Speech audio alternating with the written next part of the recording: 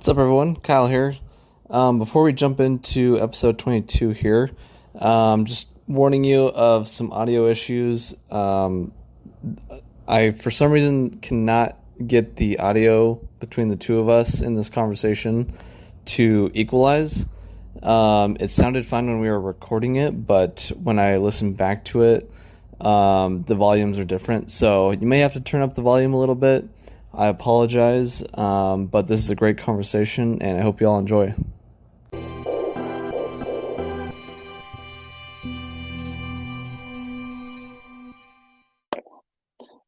All right, welcome everyone. This is Our Travel Experiences. I'm your host, Kyle Rasmussen, and today I have with me Dave Parker, creator and host of Virginia Found, a show on PBS. So, welcome, Dave. Kyle, thank you so much for having me. I really appreciate that. Looking forward to us talking. Yeah, of course. I appreciate you taking time to do this. I know I'm really excited for this conversation, and I'm sure the listeners will be too. Well, we have a lot to talk about, so I know our conversation is going to go in quite a few different ways. Yeah, awesome. I'm excited. So just to kind of start out, give the listeners a little bit of background on yourself and how this show came to be. Okay, well, I'll spend 12 seconds on where I am now, and it's far more probably interesting on how it got here. So, Yeah. as you mentioned, it's a 30-minute travel show that is on PBS stations, and I host, shoot, write, edit all of the 30-minute episodes, which is an interesting aspect of doing a TV show. So we can talk Mm-hmm. about that later. But kind of the way that this whole thing happened is I was in television for about 20 years. I was a chief meteorologist at local TV Wow. station. And I did a bunch of advertising work, local and regional and national on camera advertising. So I got out of television because I was tired of waking up every day worrying about what the weather was going to be, something over which I had no control. So I decided to get into radio, which I continue to be involved in. But during Hey everyone, Kyle here. If you haven't heard about Anchor by Spotify, it's the easiest way to make a podcast with everything you need all in one place. Let me explain a little bit. Anchor has tools that allow you to record and edit your podcast right from your phone or computer. When hosting on Anchor, you can distribute your podcast on listening platforms like Spotify, Apple Podcast, and so much more. It's everything you need to make a podcast all in one place. And best of all, Anchor is totally free. So download the Anchor app or go to anchor.fm to get started. That's ANCHOR.fm. They'll have everything you need all in one place. I can speak from my experience. It's been awesome so far and super easy. So go check it out, guys, and we'll see you later. kind of that interim period, I had missed doing some of the on camera stuff. So Mm-hmm. I decided to do a couple of small rudimentary travel bits for YouTube. But so I got a camera and I drove to a couple of towns that were, like an hour away, and I spent an afternoon. I simply told people, "Hey, I'm going to make a video on your town for YouTube." They were very kind, and they opened their doors and were free to talk, free food, all that kind of stuff. So I did a couple of those. Someone in one of those towns saw that. They reached out and they said, "Hey, we really like this. It's great advertising for this area. We think that you should expand this and pitch it to PBS," which Hmm. seemed like a really high hurdle. I mean, while I was in TV for a long time, I had no idea how to make a TV show. Zero. Shooting, Mm-hmm. editing, sound quality, how it all worked with even editing, and how do I get it to the TV stations. I didn't know any of that. Yeah. So I agreed. And just the number of mistakes, obviously, you make. Many of those mistakes, hopefully, you make just once. So I Yeah. did. I did 4 episodes. that ran last fall. I 5 episodes that were going to run the spring. We had to push all those back to the fall. And I call a city. Usually, I start with their marketing or their tourism office. I tell them who I'm with. Typically, when you say you're with PBS, that opens a lot of doors for you. So Yeah, I bet. they're very accommodating, and I like to have at least 12 to 15 elements in every show. I think what I pitched to the PBS stations here was I wanted to do an anti PBS show. I wanted to do a show that I think is more reflective of the type of media people are now consuming. And that type Hmm. is something that is far more casual. I think a lot of the travel shows, especially on PBS, typically have somebody standing in front of, I don't know, a battleship that happens to be in your town, berthed at one of the docks. And you say, Hmm. "Hi, I'm Kyle. When you come to my town, make sure to visit the USS, X."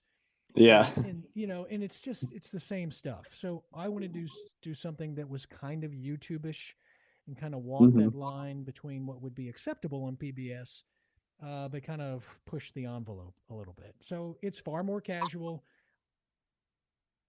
Some cinematic mass. A lot of that is a Hmm. derivative of I'm shooting all of this on my own. I don't have somebody working sound and lights and all that. So that's the kind of show that it is. Yeah, that's awesome. That's kind of what interested me when I was, looking through social media and ultimately found you. Was that it wasn't, the standard run of the mill, travel show. Um, I personally got into this world because I like the more, non-scripted, non-edited type of things. I just wanted to see the place for what it is. And so I'm really excited to hear you say that. And how has the success been with that kind of show? Well, the feedback has been really positive.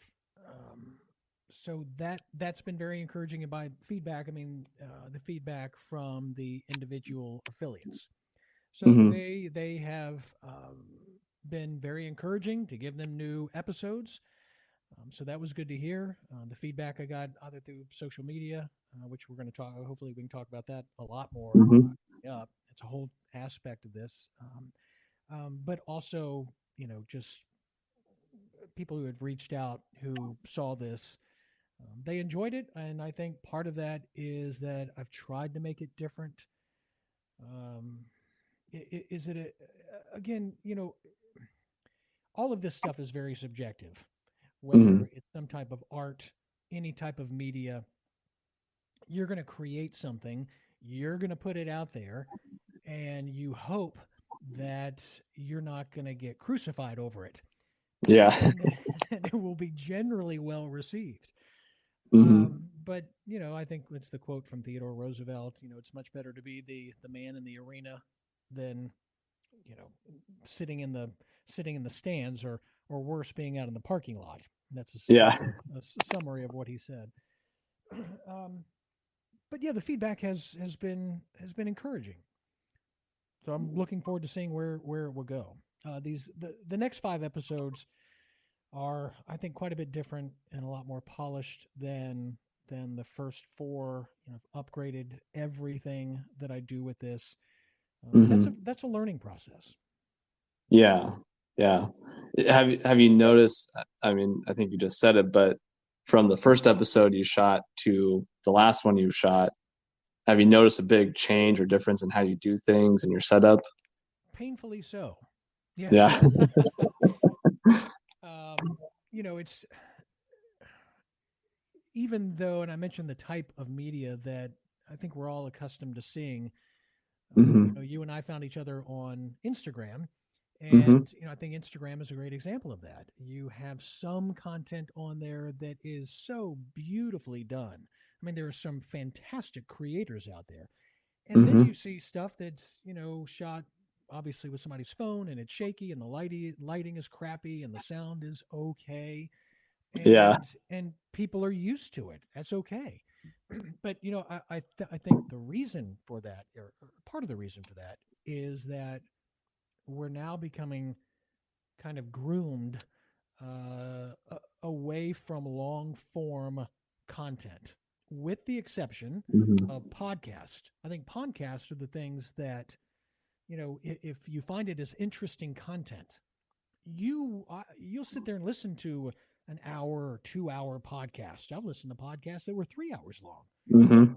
But I think when it comes to video and the amount that we consume and the type we consume, I think it encourages short form viewing. I mean, a lot of the stuff that you and I see on Instagram, 7 to 15 seconds, Yeah. oftentimes. So being able to, you can't do that for a 30-minute show. Hmm. You can do some of it, but not people aren't going to tolerate that for that period of time. But I do wonder about the viability of long term or long travel shows in the future. I don't I'm not convinced that that's going to be as popular as it was just several years ago. Yeah. Yeah, I would agree with you. It's definitely the trend, at least that I see with, you know, my generation of people. It's, we don't want to spend an hour, watching a show. We want to spend 10 minutes, get the highlights, you know, see something exciting for a minute and then move on, kind of Right. thing. And and I I don't know. I don't think that's a good thing. In that, if if yeah, I have a lot of interviews. My show focuses, especially the second season, focuses a lot on food. And the Hmm. reason for that is, if you were going to go to you're going to travel somewhere. I mean, we could apply this to most people. The first couple of questions are going to be, where should I stay? Do you have any restaurants you would recommend? Hmm. So food is always a key part of our travel experience, unless it's something, where you're going to be out in the woods and you're eating MREs. Yeah. But if it's a destination, you're going to explore a city, you want to know where to eat. So I focus a lot on food, and I get in the kitchen with the chefs and we take you through, maybe one of their signature dishes. It's hard. You can't do that in 10 minutes. Yeah. Um, and then talk about the rest of the city and, what are the cool things to do there. So I Hmm. think that there is a place for a 30-minute travel show, or, to me, the most beautiful travel show that's out there right now is the Stanley Tucci show that's on CNN. It's so wonderfully shot. He does a great job. Um, but I think that the popularity of that style will continue to drop as the rise of what you were talking about. It give me the highlights, I'll look it up later, and then move on to a cat video. Yeah. I really think that trend is undeniable. Yeah. Yeah, I would agree. Um, so what was the process like, uh getting the show or expanding the show to a place like PBS? What was that process like? Well, I had to go to Richmond, which is the capital of Virginia, and meet with the tourism board to try to find support. I mean, I had some name recognition where I'm from, which is Virginia Beach or the Greater Hampton Roads area, just because I was on TV for a long time.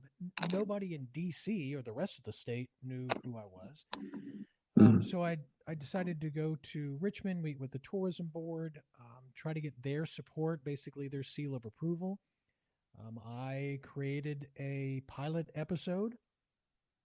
I sat down in a boardroom with about four other people with the state. We sat and watched it, and immediately they were positive about it, and they said, "Yeah, we'll be glad to let you use our Virginia is for Lovers trademark name. You can put that in the show. You can use that in your marketing." So that was a big part. And then when I would reach out to the affiliates, I was able to say, hey, I have this show here. Here's an episode. By the way, I've been sanctioned Mhm. by the state of Virginia, and that carried some weight. So I think that was a big part of it. In addition to just providing them with some not only free content, which we can talk about also, but some different content. Mhm. Yeah. Okay. And then, so did you have to go and meet with like PBS executives or? No, Well, no, I just sent it to the affiliates and they said we like it. Here are the air dates. So, huh. Okay. I mean, it. I didn't expect it to work that well. A big part of that coming together, in addition to the state of Virginia, was getting on in Washington D.C. It's the Mm. fifth largest market in the country. So being able to say, hey, DC is carrying my show. They're going to carry it in prime time, you know, on a Monday through Friday schedule. That was helpful. So I am very appreciative to the folks at WETA in DC. They've been a big help to me. Yeah. Yeah. That's a big deal. Yeah. Yeah. So you mentioned free content. What did you mean by that? Yes. Well, the financial model for PBS is quite challenging, especially for independent producers like me. It's not an issue if your show is Downton Abbey. Um, Hmm.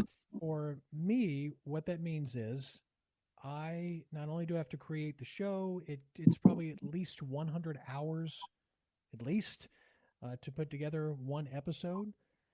Wow. That doesn't include the travel time, and there's the video side of things is very labor intensive, because with that you Hmm. have to have good clean audio, and then I shoot all my video is shot in what's called a raw format. I shoot on Canon, so it's called C-Log.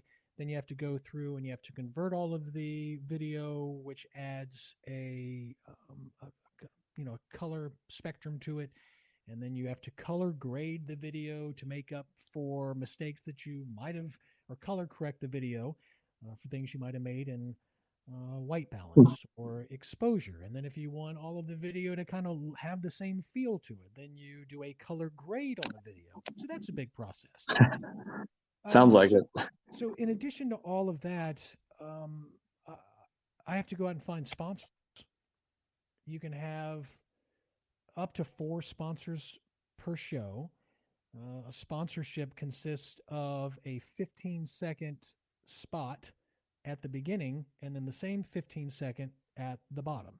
So you can have 15 seconds at the top, 4 15s at the bottom. And then those 4 sponsors get attached to all of your episodes. Hmm. If it's not the same sponsors attached to all episodes, like for instance, one of the episodes I have coming up is on the Virginia Beach oceanfront, and there was a company here that wanted to be part of just that episode, which is great. But that presents a problem for me because then I really have to, manage. Then I have to manage the episode in 3 different ways for the other, or I'm sorry, 4 or 5 different ways for the remaining episodes. That Hmm. also means that I'm not able to syndicate that show to every PBS station, or at least make it available to every PBS station in the country. Because the rules for PBS are if you have a series, all of the sponsors have to be the same. Huh. Interesting. Yes, they don't make it easy. So Sounds like it. finding sponsors for an individual show or an independent show is really hard. That in itself is at least a part-time job. Hmm. So, because of that, it is a huge deterrent from people having successful shows on PBS. There's a lot of great content that's out there that will never see the light of day because of that barrier entrance. Hmm. So without, Yeah. yeah, I provide the show to PBS. I provide that to them for free. If I don't find sponsors, I don't get paid. Hmm. Wow. So, I mean, it sounds like it is a ton of work, and you would need a whole team behind you. So I'm curious, how do you do it just on your own? Well, I start in early in the morning. I do have a full time job, and then I On go to top of it? work on top of this. Yeah, Oh, wow. and then so I go to work, and then I come home and I edit more in the evenings. And at this point, I've got it down where I can do an episode like that if I'm not traveling on the weekends. I can do all of that in about 3 weeks. Hmm. So there, moving forward, I'm sure I would have to involve somebody else to bring on as an editor. But that doesn't allow time to find the sponsors. This whole thing comes Yeah. down to find. I know I keep coming back to this, but this whole thing on the success of a show on PBS, 100% comes down to sponsors, as long as Mhm. your content, of course, is acceptable. Yeah. Wow. Yeah, that's a lot of work. Um, I can't even imagine doing, that much work on top of a full-time job, and then you got to find sponsors on top of that. So Yeah. kudos to you for that. Well, it is kind of cool to have your own TV show. So, Yeah. so, so that's part of the carrot dangling at the end of Hmm. the stick. But that landscape for advertising. You and I were talking about how the landscape for the type of media we view, how that's changed. Hmm. So has I think it, almost as dramatic of a change has been in what's happening right now in the advertising world. And Hmm. maybe for people who spend a lot of time on social media, you know you expect there to be a commercial that pops up on a YouTube video. You expect that if your favorite person on Instagram is doing some product placement, that all seems normal at this point. Hmm. But the reason that all of that right now is so prevalent is because advertisers are very, very quickly pulling their money away from traditional media, which is TV and radio, and they are plowing it all into, not all of it, they're plowing a lot of it into digital, especially digital video. Hmm. So it's, going back to the sponsorship thing, it, if you if you can't offer them something in that digital space, it makes it even more harder to find somebody. And Yeah. there was a presentation I saw a couple of months ago on what's happening in the advertising world. Part of the preface to that presentation was a comparison of the top earners on YouTube, Instagram, and TikTok versus the top earners in Hollywood on a year-to-year basis. And they're comparing the top digital performers with people like Brad Pitt, Hmm. a lot of signature names, and those earnings were about the same. Really? Wow. Yes, I mean there are people out there making millions of dollars, and this Hmm. I'm not talking just about people with an OnlyFans account. These are people who do travel, these product placement, who dance around on TikTok. It's Yeah. really amazing how that whole environment has changed. Yeah. Yeah. That's amazing to hear. Hmm. Um, I know there's some people that are on YouTube now, at least, that now get invited to things like at the White House or committee meetings Yes, that to make right. policy on this sort of stuff these days. Well, and I'll give you a really good example with Instagram. So Hmm. there's someone I follow on Instagram, and she has over the past couple of years, has built a huge following. And all of her videos are kind of that quick, rapid fire thing that I think a lot of us are used to seeing. They're all 15 seconds. No shot lasts more than 2 seconds. It's just boom, boom, boom, boom, boom. So there's Hmm. 7 to 8 shots. That's it. Many of them are shot with a phone. And then it says, read caption below or more, see caption for more info. Hmm. So she's got about 180,000 followers on Instagram. Well, people are reaching out to her. Advertisers are reaching out to her for product placement. Um, I'm sure she's making, she's getting money now for how many views that she gets. So Hmm. she, at this point, with doing the Instagram, is going to have a much easier time at making money off of that than an independent producer with a show on PBS. Yeah. Yeah. There's. If you don't have that digital media component, you do not exist to advertisers right now at all.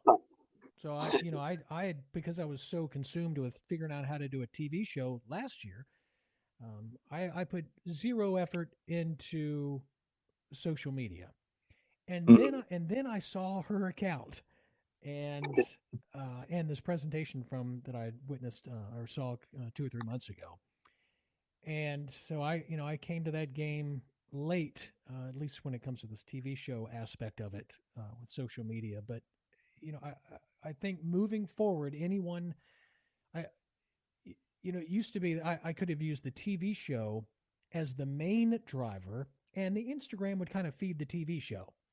Hmm. That it's the opposite now. The TV show only makes the Instagram maybe a little more interesting. The Hmm. the the TV show is subservient in my view, is subservient to the thing that we carry around all day, and that's our phone. Yeah. People are always have that screen in front of them, but you're not Hmm. always sitting in front of a TV, are you? Yeah. Yeah. That's for sure.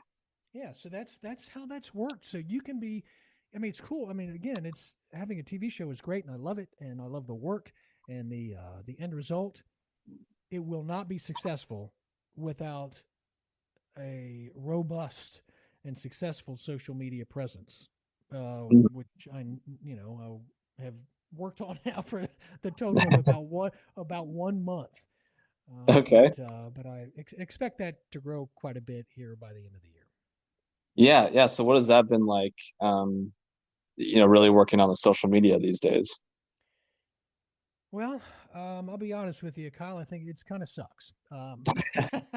It's a lot of work. I mean, Yeah. it's taken away from what I should be doing, or And what just I add thought, or something at least like what I there. thought I should be doing. Yeah, Hmm. it's I have to get up in the morning now, even earlier, and come up with a reel to put on Instagram, and Yeah. try to put out 5 of those per week. And then to be active on the platform, you go and you like other people's accounts, and hopefully you're earnest about it, and you like and you comment on people's content, which I do. Then Hmm. the problem with that is if you go from zero activity to you're on the platform every day, then you get flagged by Instagram, and you get a message, we've logged you out of your account for unusual activity, Huh. and then they suppress your content for that day. So that's Yeah. happened to me. That's happened to me 3 times Oh in the wow. past month. Wow. It's So that's crazy. a drag. Dang. Um, Yes.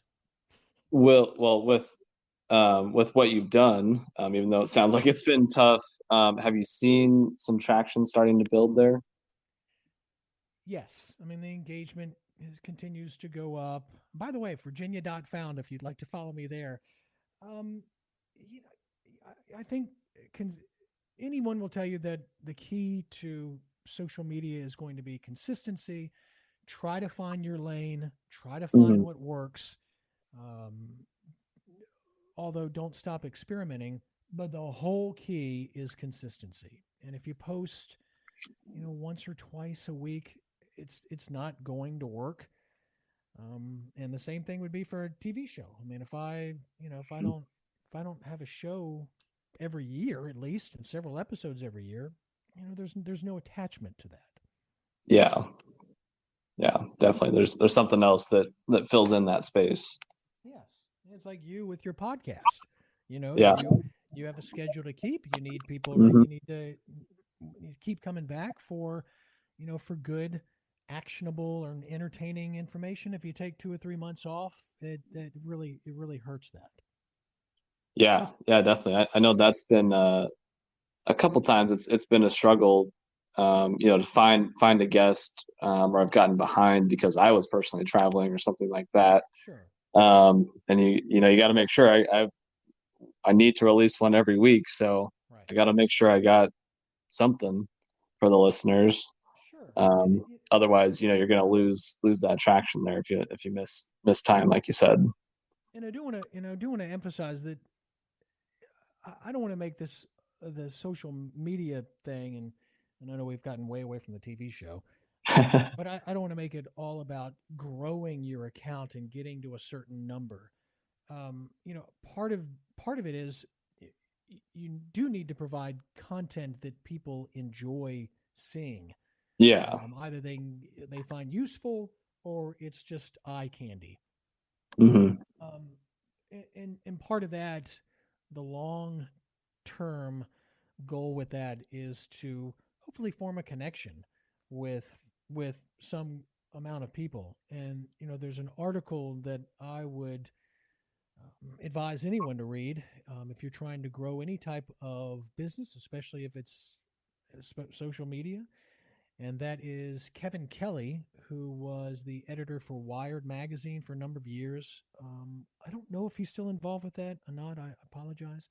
But he wrote a very famous essay called 1,000 True Fans.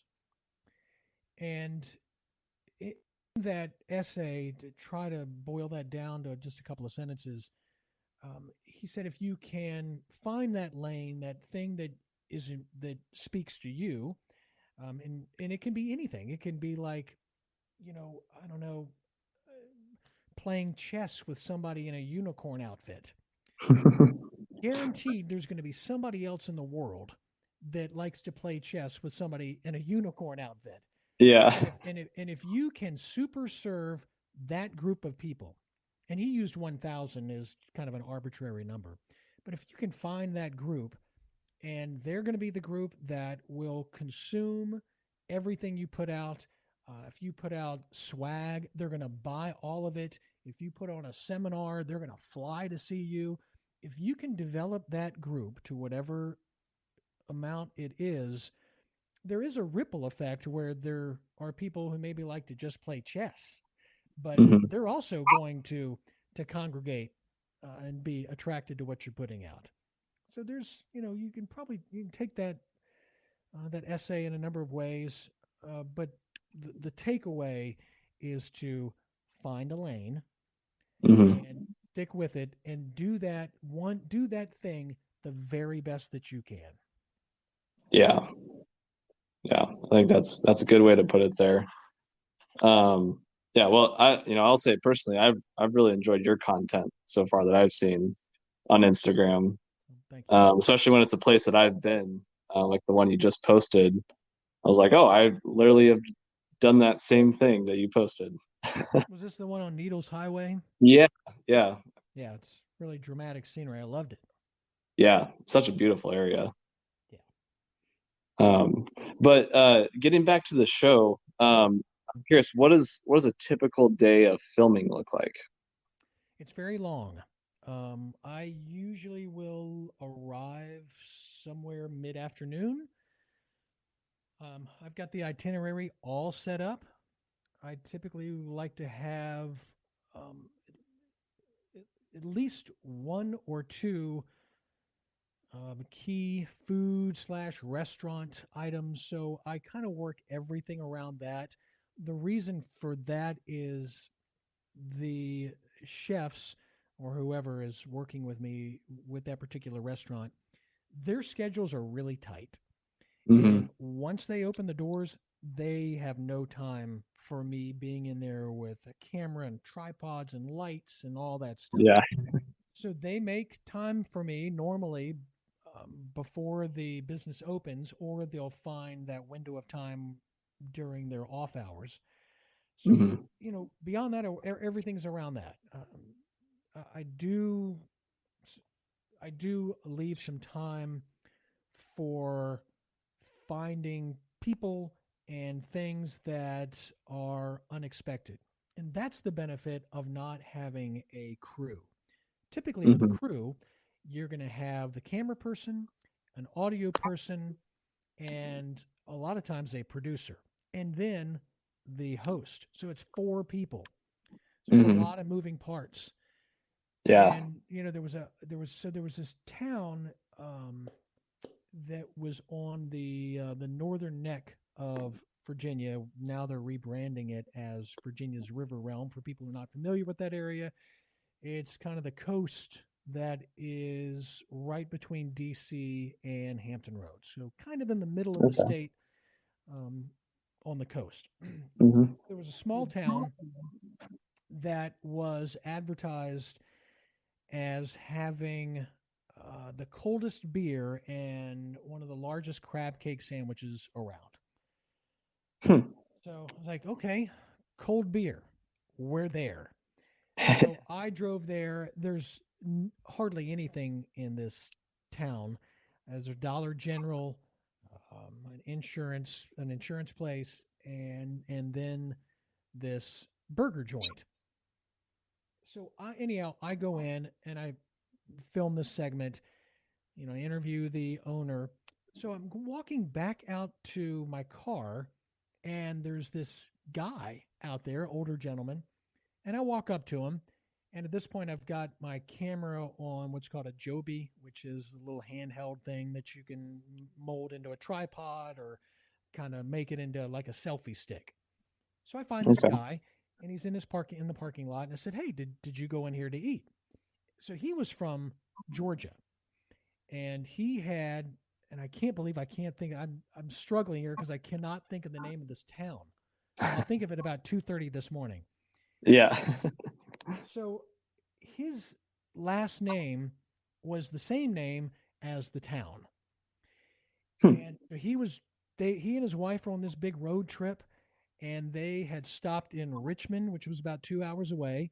They get out a map and they see the name of this town. And they're like, "Hey, that's our last name. Let's go there." So he had a very very country Georgia accent, and he was all personality, and that was just a great segment. And if I had had a crew, that would have been a lot harder. And I think part of that was having all these people stare at you is intimidating for most people. Yeah. If it's just this guy and you're in a parking lot and he's holding a camera out, that's not as intimidating. So he was quite Hmm. chatty, and it was just one of those things that added a little color and flavor and kind of made you smile and just made that whole segment, I thought, a lot more relatable. Hmm. So Yeah. Wow. those are the things. Those are the things I'm always looking for. Yeah. Yeah. Definitely. Yeah. So I guess on that, what have been maybe some of your favorite and least favorite moments while shooting? Hmm. Least favorite. There was one. I did an episode on Winchester, Virginia, which is in the top tip of the state. It's about an hour 15 west of DC. Okay. And so I called the tourism office, and I so normally the way that goes, I call, I tell them I'm coming, then they will give me a call back at some point, and they put together a list of things that they would like me to cover to help tell the story, and and Hmm. I and I'll look through those. Um, will certainly do some of those because I will come at it as, listen, what are some of the things that you not just as the tourism director for the city, what are some of the things that you really like doing? Yeah. And and then you can kind of hear their voice change because they're not pitching the town. They're like, oh, Hmm. I growing up, I loved going to this place. And when I can hear that, that's when I know that's a place I want to go visit. Um, but they had recommended this restaurant that uh, that they said the food is great, people love going there. They've got 4 or 5 converted gas stations that have become restaurants in and around Winchester. So I called the one that was recommended by the tourism person and seemed to be the most popular. It's right in downtown Winchester. So I called them, and the person to whom I spoke, she said, yeah, we we don't need that." And I was like, What do you mean we don't need that?" "Well, we're busy, and we're doing fine without it, and no thanks." "Okay, thanks." Um, which is it's fine. I mean, no one is obligated, obviously, to say yes. Yeah. It was, I guess the part that I was a little taken aback by was she didn't say, "You know what? I really appreciate you reaching out. Thank you." Because I did preface it by saying so and so with the tourism office said that I should call you. So there Hmm. was, I found that interesting. But you never know what kind of day somebody's having, and I don't know, maybe she was in the weeds. They might have been slammed. But that really kind of stuck out to me. Yeah. But Yeah. other than that, people, uh, you know, if you're telling the story of somebody's community and you are at all involved in that community, whether you have a business or you're from there, you typically are going to be very agreeable, and you want to Hmm. put the best light on your community as possible. So Yeah. that really hasn't been an issue. Um, there was There was one, the only other time I can think of is I did a couple of episodes on the Eastern Shore. It's about 70 miles from south to north on the Eastern Shore. So you can't cover that in one episode. So I kind of Hmm. split it into two. And there was this really nice restaurant that was in Cape Charles that now has kind of this burgeoning cool foodie scene for what is a really small community in a waterman's town. And so I needed a shot of just kind of walking through the restaurant. Hmm. So, I obviously talked to the owners, and they said, yeah, shoot whatever you want to shoot. So I was walking through, wasn't filming any one in particular. I just needed to have a kind of an establishing shot of what it looked like on the inside. And so I did that, and I got to kind of near the back of the restaurant, and somebody pulled me over, and they said, "So I hope you understand what the legal ramifications are of what you're doing." Well, well, you have to get permission of everyone in here. Not the case. I looked into that, but Yeah. she did not really take kindly to that. So anyhow, I just took a mental note, made sure to not include her. But yeah, I have release Hmm. forms that anyone who is on camera, who is just not like a bystander, who you're not focusing on, anyone who is on camera, you have to have a release form. And Yeah. I'm glad that you mentioned. That is a really good lesson. There was a chef in the Northern Neck area that I'd mentioned prior. I did Hmm. a great segment with him. I mean, it was fantastic. He really animated. It was all about shucking oysters and how he was going to cook the oysters. And he ended up leaving that restaurant, and he contacted me and said, you are not allowed to use that segment." Oh wow. Now, at that time, because I think that was the first episode that I did. I didn't get a release form from him, Hmm. so I didn't have any recourse. So that was a real drag. And but then he got a job at another restaurant, and I went and I filmed. It turned out to be a better segment. And the very first thing that I did, I got him to sign a release form. And then I found out that before that episode aired, he left. And it was the same situation. He quit. But at that point, because he signed the release form, I was able to use that segment with him. Yeah. Did you create that release form yourself, or was it something you got off the internet, or where did you get that from? Yeah, I'm trying to remember. There was someone who was helping me with that episode. Who helped set up some of those shoots. I got that from her. I had somebody read it over. It's a binding thing, so I'm assuming that she probably got that somewhere off the internet. So fancy. Yeah, that's funny. um, what has been your personal favorite moment of the show?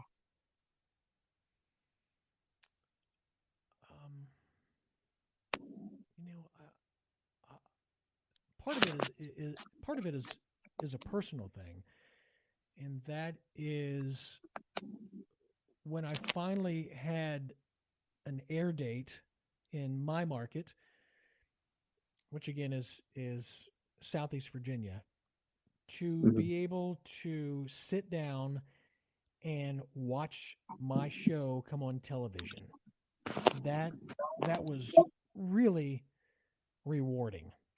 And this was from I mean, I was on television Monday through Friday for years, but it was like, a 3 to 4 minute segment, Hmm. at 5:30, and 6, and then again at 11. But having this thing that I had poured hours into, um, that was a really great moment. Um, Yeah, other I than bet. that, Other than that, there have been a couple of people who I featured in the show. Ooh, I do have another really bad one for you, by the way, Oh, that I okay. just thought of. Um, which was a really hard lesson for me to learn.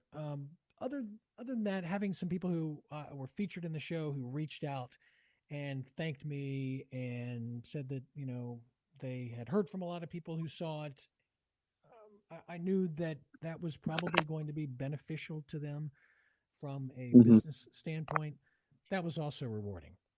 But before I forget, here's this. This is probably the worst one. How did I forget Okay, this? I'm excited. There was a chef. This is in the first episode, and again, all of this was a learning process. There was a chef that I did a segment with, and I had the white balance was off. The audio wasn't good. It was just terrible television. And so I had to call him back up and ask to do it again.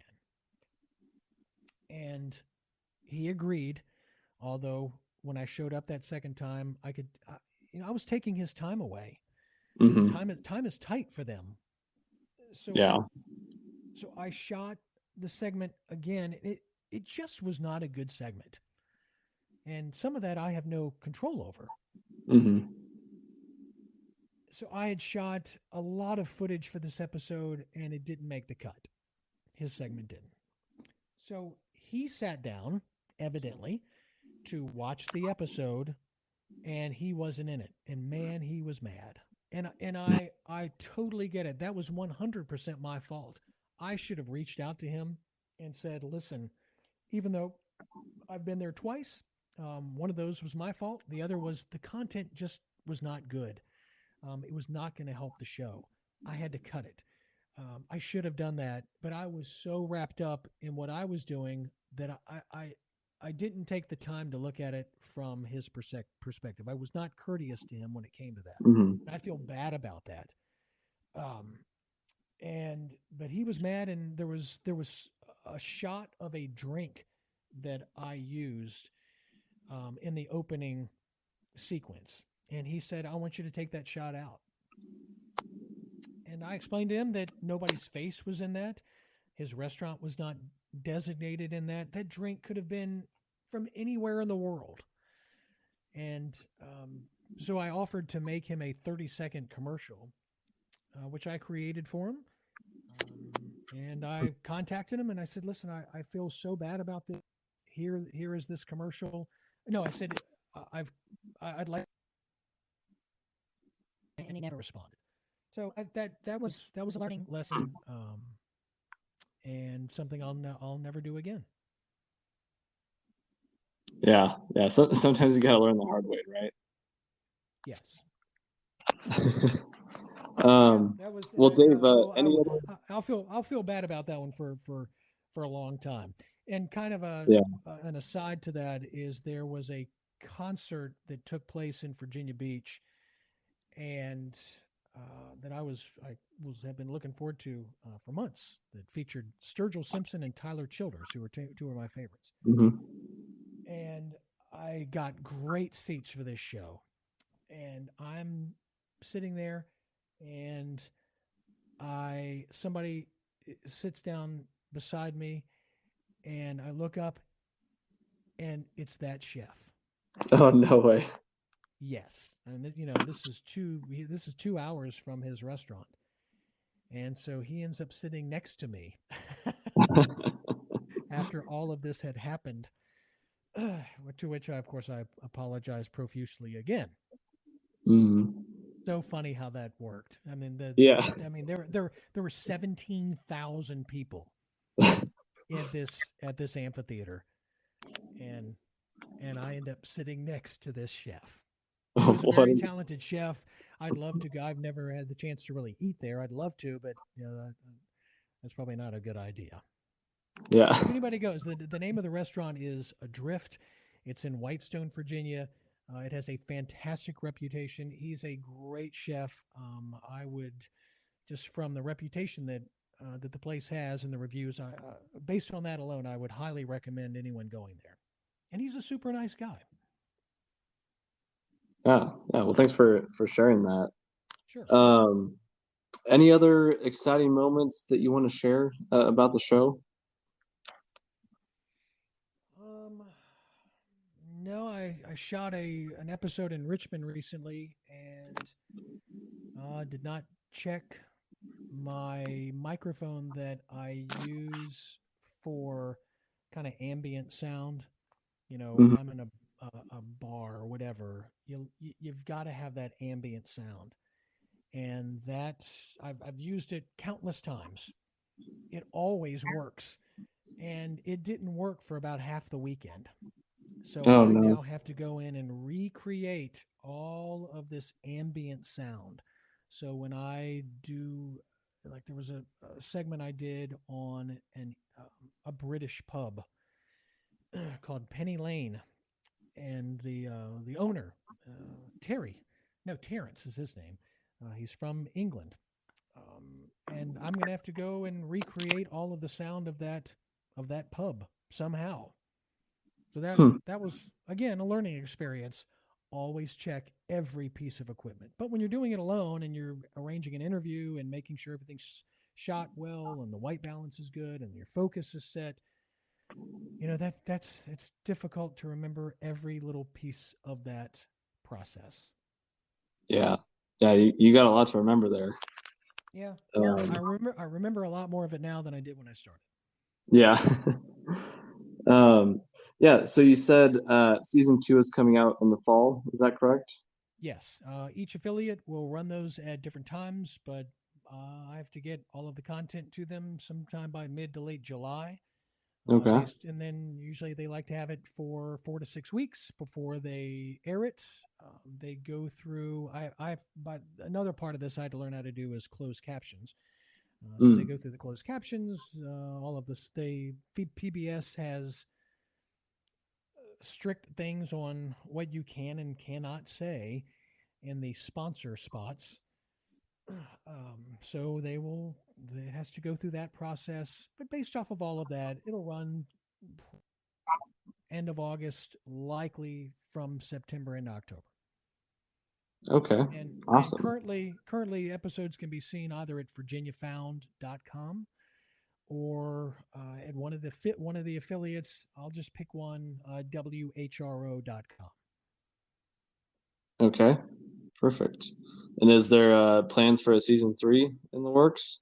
That uh, that 100% depends on how things work with the sponsors. And Yeah. just I believe in the product. I absolutely love doing it.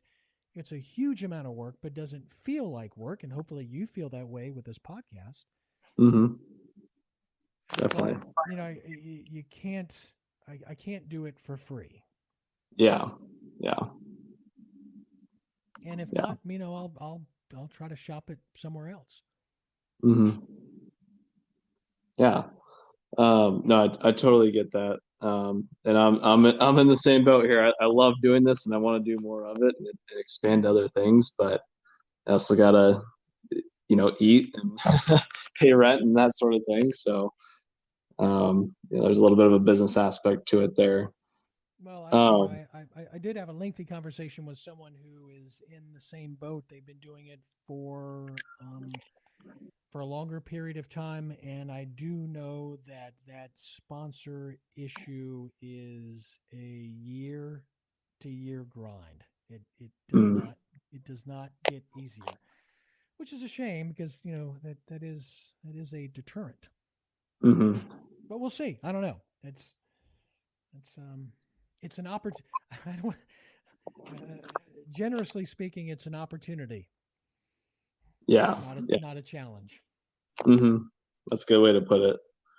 Well, Dave, how can people find you? Well, on Instagram, it's virginia.found. Virginiafound.com is where the already aired episodes are. hmm And then moving forward, I will be talking a lot about when the shows are going to air, different air dates, different markets. And I'm assuming that barrage of marketing will happen sometime in August and early September. Yeah. Okay. Perfect. And I'll make sure I have all the links and everything in the description of this podcast here. But Dave, thanks again for taking your time. I really appreciate it. I really enjoyed the conversation and learned a lot. Well, thank you for the opportunity. I really do appreciate that. Thank you, Kyle. Yeah, of course. Well, everyone, go check out Virginia Found. I know I've really enjoyed what I've seen, and I think y'all will too. Um, and yeah, Dave, thanks again, and we'll talk with y'all later. Thank you, Kyle. Appreciate you having me. Yep. Bye, everyone.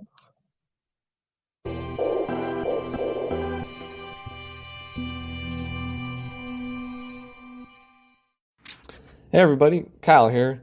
If you enjoyed today's show and want more, you can always check out every episode on Spotify and Anchor. And now you can also listen on YouTube. Links are in the description below. If you want to see my travel pictures as well as travel pictures from guests on the show, you can check them out on Instagram. The page is called Our Travel Experiences Podcast. And if you want to share your own pictures on the Instagram page and or be a guest on the podcast, you can message me via that Instagram page or email me at ourtravelexperiences@outlook.com. I would love to see your pictures and hear about your travel experiences. And if that isn't enough for you, make sure to check out my new show, From Around the World Fridays. Every Friday, I'm taking 5 to 10 minutes to discuss one specific travel topic, whether that be questions I get from listeners, sharing some souvenirs that I've bought over the years, or discussing one particular city or country that I've been to, and so much more. You'll be able to listen to that via Spotify and Anchor as well, and be able to see the video version, which I'm really excited about, on YouTube. So check it out. I promise you won't be disappointed. And thanks again for listening, and I will see you around the world soon.